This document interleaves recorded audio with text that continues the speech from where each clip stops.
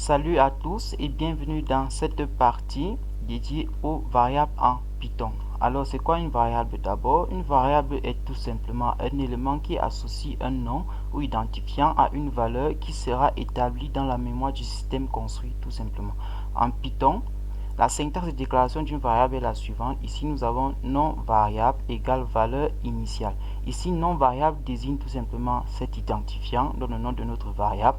Valeur initiale désigne tout simplement la valeur assignée à notre variable. Ok. Et ici, égal égal, ici, c'est l'affectation. Ok. Comme exemple, nous avons par exemple Herman. À Herman, on assigne par exemple 23. Ok. Alors, notons que le contenu d'une variable peut varier au cours de l'exécution du programme. Alors, qu'est-ce que cela veut dire? Ça veut dire simplement que le contenu d'une variable n'est pas statique. Ça peut être modifié. Par exemple, ici, si à Herman ici, on affecte 67 par exemple. Ok. Alors, Herman.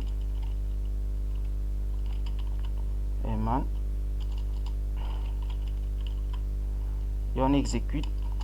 Nous voyons que la nouvelle valeur de Herman ici, c'est 67. Or qu'au début, c'était 23. Alors, qu'est-ce qui s'est passé? 67 est tout simplement venu écraser 23 et a pris sa place.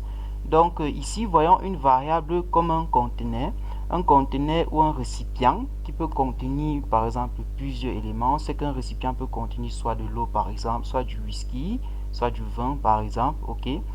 Ici, 23 ici est comme de l'eau qu'on a mis dans le récipient. Lorsqu'on dit à Herman, on assigne 67 par la suite, c'est comme si on disait tout simplement on verse de l'eau, en supposant que 67 ici c'est par exemple le whisky. C'est comme si on disait on verse de l'eau, on verse l'eau du récipient et on y introduit plutôt du whisky. Ok. Donc l'eau n'existe plus, ici nous n'avons que le whisky. Alors, de quoi peuvent être constitués les noms de variables? Les noms de variables peuvent être constitués de 3 éléments. Ok, les 3 principaux éléments. Nous avons les lettres, nous avons les chiffres et nous avons le trait d'espace. Comme exemple ici, donc on a déjà notre exemple ici, Herman, à qui on assigne 67. Nous voyons que le nom de notre variable ici n'est que constitué de lettres. Comme deuxième exemple, nous avons par exemple Herman 45, à qui on affecte par exemple 56. Ici, nous voyons que le nom de notre variable est constitué de lettres et de chiffres. Ok. Et ici,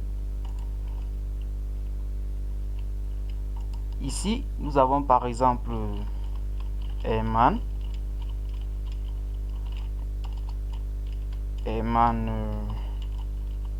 Fautier par exemple, à qui on assigne 89.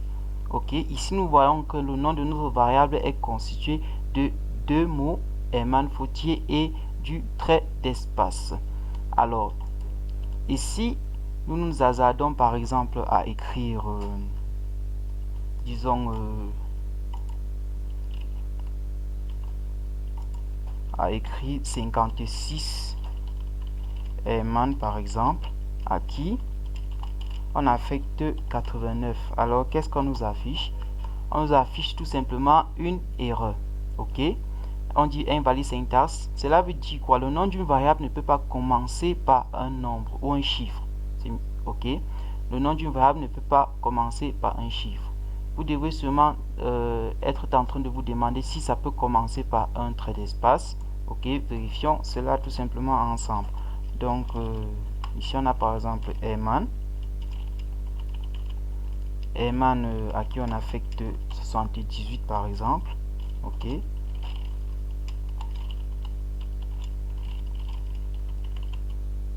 On exécute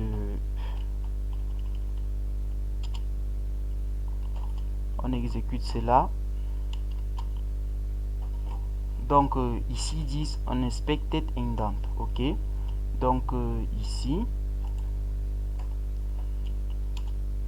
une erreur d'indentation. Ok. Alors, nous obtenons 78. Donc, le nom d'une variable peut bel et bien commencer par un trait d'espace, mais surtout pas par un chiffre. Ok? Alors, ici, concernant les conventions de nomination des variables, il en existe deux.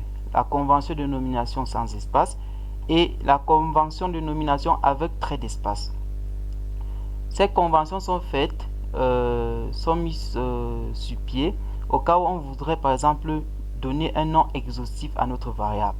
Donc ce nom peut être un groupe de mots contenu de plusieurs mots, par exemple comme nombre d'hommes. Ok, donc si ici nous écrivons tout simplement nom, on va dire nombre des hommes. Ok, par exemple nombre des hommes égale à 90. Exécution ça pour voir. Alors on nous dit ici syntaxe non valide. Cela est dû à quoi? Cela est dû au fait que dans le nom de notre variable on y retrouve des espaces. Or au vu de ce qu'on a dit précédemment, les espaces ne font pas partie des éléments constitutifs du nom de notre variable. Alors pour bien écrire le nom de cette variable, nous pouvons utiliser soit la convention sans espace, soit la convention avec trait d'espace. Pour la convention sans espace, nous écrirons tout simplement nombre des hommes égale à 90. Donc ça veut tout simplement dire que nous écrivons ça en un mot. Ok. Alors ici nous avons nombre des hommes égal à 90.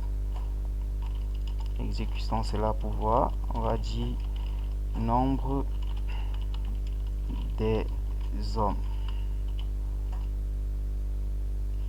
Ok, nous voyons bien que 90 apparaît aussi.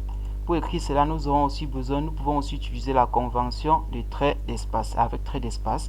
Donc ici, il s'agit d'écrire tout simplement sous cette forme-ci. Nombre des hommes, ok, égal à 78 par exemple. Donc ici, on a nombre des hommes égal à 78. Exécutons cela pour voir. Nombre des, on va dire ici c'est nombre des hommes.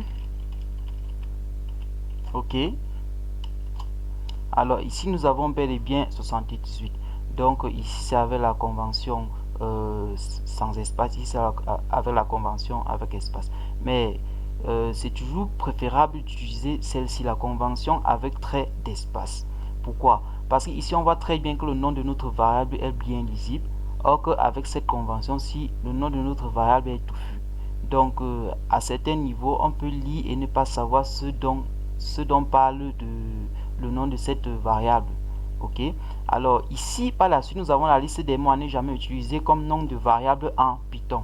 Nous avons au total 33 mots ici. Pourquoi ces mots ne sont-ils pas utilisés comme nom de variable en Python? C'est tout simplement dû au fait que ces mots sont déjà des mots clés en Python.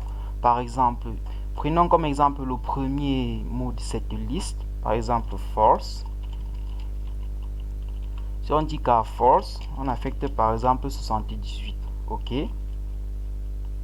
alors qu'est-ce qu'on dit? Ils disent cannot assign to false. Pourquoi? Parce que false est tout simplement un mot clé de Python. C'est un mot que Python connaît déjà. Donc on peut utiliser ça comme nom de variable. Alors pour terminer cette petite partie, étudions le caractère sensible à la casse des variables. Ok, alors pourquoi dit-on que les noms de variables ou les variables sont sensibles à la casse? Ça veut tout simplement dire qu'une infime modification apportée au nom d'une variable change complètement la variable. Ok, alors comme exemple, prenons h. Disons à h, on affecte 78. Ok, exécutons ça en écrivant par exemple, ok, 78. Alors, si on appelle notre h, on l'exécute, nous obtenons 78. Ok, essayons d'appeler h mais plutôt avec a majuscule, donc une petite modification apportée au nom de notre variable. Qu'est-ce qu'on a? on nous dit name age is not defined. Donc, le nom âge n'est pas défini. Ça veut tout simplement dire que H avec A majuscule et H avec A minuscule sont complètement différents. Ok. Alors, c'était tout pour cette petite partie. À nous revoir de l'autre côté pour la suite, portant sur les types de données en Python.